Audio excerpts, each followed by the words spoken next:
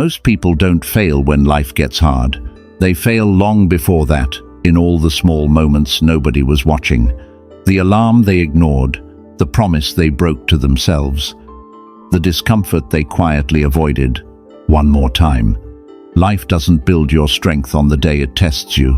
It only reveals what you already built or never did. The Stoics knew this. They trained on ordinary days, not extraordinary ones, because by the time the real test arrives, it's too late to start preparing. This is how they trained their minds before life demanded it. Comfort rarely announces itself as dangerous. It arrives quietly, disguised as rest, as convenience, as a reward you've earned. Nobody warns you that ease, left unchecked, slowly rewires what you can tolerate. The Stoics saw this centuries before soft mattresses and same-day delivery. They noticed that a life without friction doesn't produce peace. It produces fragility. Seneca understood this better than most. Despite his wealth, he would occasionally sleep on hard ground, eat plain food, and wear rough clothing for days at a time, not to punish himself. To remind his body and mind that comfort is not a requirement for survival, it's a preference that has quietly become mistaken for a need. He wanted to know, with certainty, that if comfort disappeared tomorrow, he would still be fine. That's the test most people never run. They assume they could handle hardship if it came, but an assumption isn't the same as evidence. And the mind, given nothing but ease, starts treating minor inconvenience like a crisis. A delayed flight, a slow reply, a bad night's sleep suddenly feel unbearable, not because they are, but because nothing has trained the mind to hold discomfort without panic. This is why the strongest people you know rarely look comfortable all the time.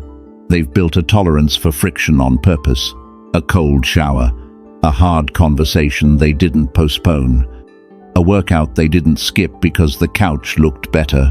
None of it is about suffering. It's about proof that they can function when conditions aren't ideal, because conditions are rarely ideal.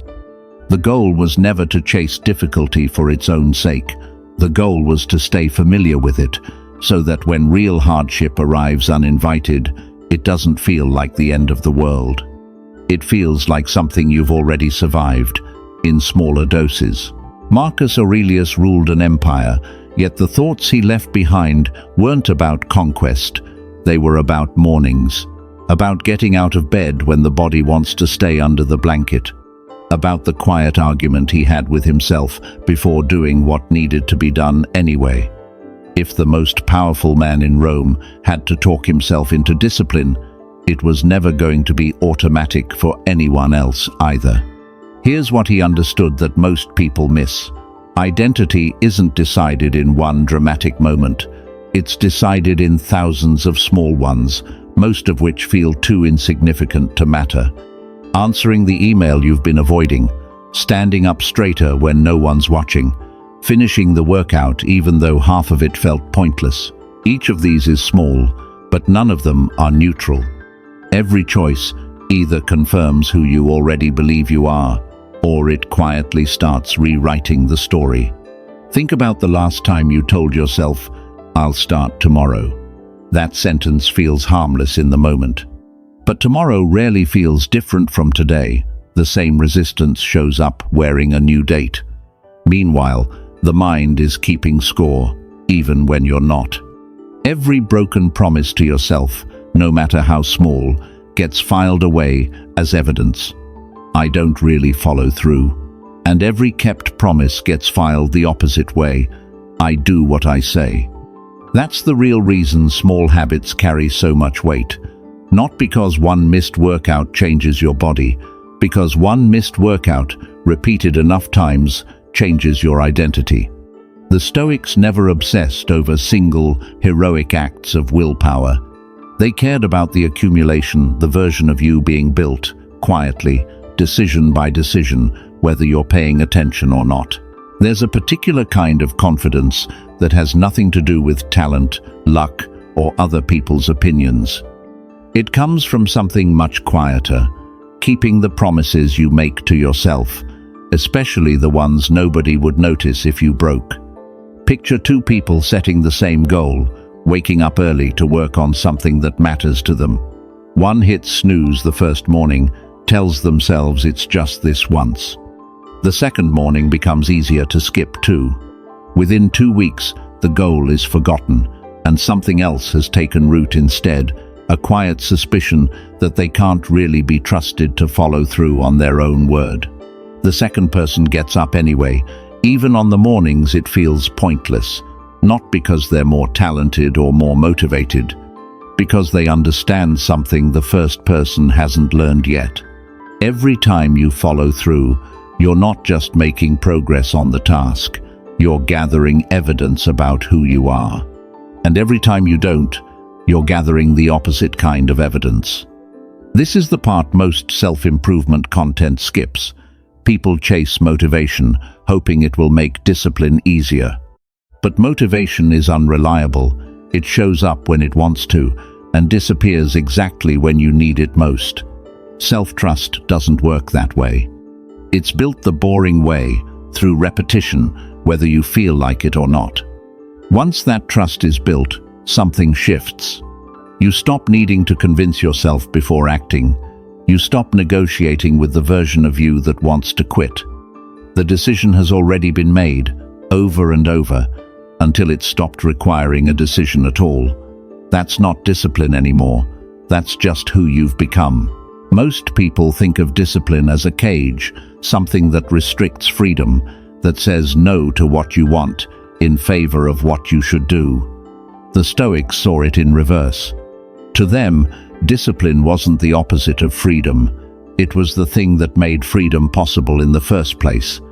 Think about how much mental energy gets burned every day, not on doing things, but on debating whether to do them. Should I go to the gym or skip it today? Should I send that message or wait?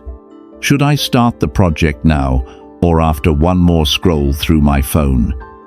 That internal negotiation is exhausting, and it happens dozens of times a day for people without clear standards. The debate itself is often more draining than the task would have been. A disciplined person eliminates most of that negotiation before it starts. Not because they're more willing, but because the decision was already made in advance. If it's a weekday, they train. If they said they'd finish something by Friday, they finish it by Friday. The question of, how do I feel about it right now, simply doesn't get a vote. That might sound rigid from the outside. From the inside, it feels like relief. This is the freedom the Stoics were actually describing. Not freedom to do whatever you feel like in the moment. That kind of freedom keeps you at the mercy of every passing mood. Real freedom is not needing to ask your feelings for permission before you act. It's waking up already knowing the answer, because you decided it long before the moment arrived, back when your judgment wasn't clouded by how tired or unmotivated you happened to feel that day. Epictetus, born into slavery, taught something that most people with far more freedom still struggle to grasp. We are rarely upset by events themselves. We're upset by the story we immediately attach to them. A friend doesn't reply to a message, and within seconds, a whole narrative has formed. They're upset with me. I did something wrong. This friendship is fading. None of that may be true. But the emotional reaction already arrived, fast and convincing, before any of it was checked against reality. That's the trap. Emotions move faster than reason. By the time you've noticed a feeling, it's already shaping your next move.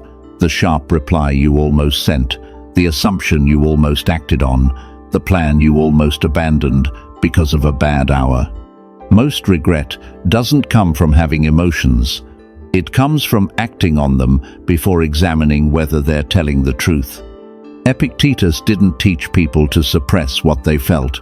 He taught them to create distance between the feeling and the response. A moment of anger is not a command to act angry. A wave of fear is not proof that danger is real. It's simply information worth noticing, not worth obeying automatically. That gap, small as it is, might be the most valuable space a person can build. It's where a sharp text message gets deleted instead of sent, where a snap judgment about someone gets reconsidered instead of spoken aloud. It doesn't happen naturally. It's trained, the same way a muscle is trained, through repetition, through choosing to pause one more time than feels comfortable, until eventually the pause happens on its own, without you having to force it. Marcus Aurelius ran an empire without a phone buzzing in his pocket, and he still had to remind himself, again and again, to return to the present moment. If distraction was a battle even for him, it was never going to be easy for anyone living now, surrounded by devices built specifically to pull attention away. Here's what gets missed. Distraction rarely feels like distraction while it's happening. It feels like productivity. Checking messages between tasks feels responsible. Scrolling for 5 minutes to clear your head feels harmless. But attention split into small enough pieces stops producing anything meaningful, no matter how busy the day felt. Motion isn't the same as progress. A person can spend an entire day in motion and end it, having moved nothing forward that actually mattered. The cost isn't only lost time, it's a slower kind of erosion, conversations that feel shallower because part of your mind is elsewhere, work that feels less satisfying because focus keeps breaking, rest that doesn't actually feel restful because the mind never fully lands anywhere. Exhaustion, more often than people realize, doesn't come from doing too much. It comes from attention being pulled in too many directions at once. Marcus Aurelius's answer wasn't complicated. He kept returning, not perfectly. His own writings admit how often his mind wandered. But every return trained something. Every time he pulled his focus back to what was actually in front of him, he proved to himself that attention could be directed rather than simply taken. That's the practice. Not never getting distracted, but noticing sooner and coming back a little faster each time. Over time, that difference changes what a day actually contains. There's a quiet trap hiding inside the pursuit of approval, and it rarely looks like weakness while it's happening. It looks like kindness, like cooperation, like simply wanting to keep the peace. A person softens an opinion to avoid disagreement, delays a goal because others might not understand it, adjusts a decision based on how it will be received rather than whether it's right. None of these choices feel dramatic in the moment, but repeated enough times, they quietly hand your direction over to other people's reactions. The problem with building your life around approval is that approval is never stable. What earns praise today might invite criticism tomorrow, sometimes from the exact same people. A person who needs consistent agreement from an inconsistent audience is signing up for permanent instability. Marcus Aurelius reminded himself that a true statement doesn't become less true because it wasn't well received.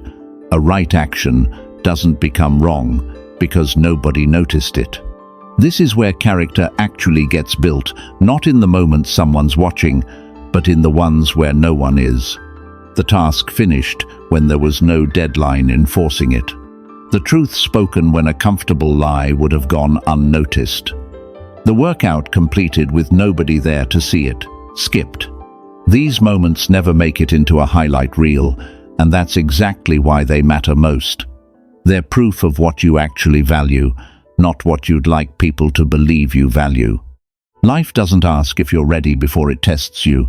It just tests you, and whatever you've quietly practiced in private shows up in that moment, whether you meant for it to or not. That's the entire point of training beforehand, not to perform strength when people are watching, but to already have it, built in silence, long before anyone needed to see it.